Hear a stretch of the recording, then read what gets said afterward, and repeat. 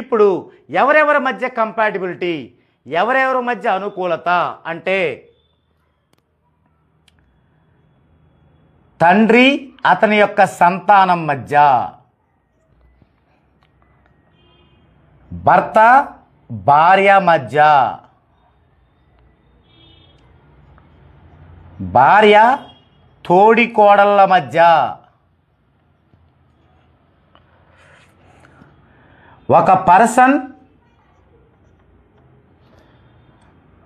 అతను చేస్తున్న జాబుకి మధ్య, ఒక పర్సన్ అతను జాబ్ చేస్తున్న ప్లేస్కి మధ్య, ఒక చిల్డ్రన్ అతను చదువుకుంటున్న స్కూల్కి మధ్య, ఒక చిల్డ్రన్ అతను చదువుతున్న కాలేజీ మధ్య, ఒక చిల్డ్రన్ అతని యొక్క యూనివర్సిటీ మధ్య.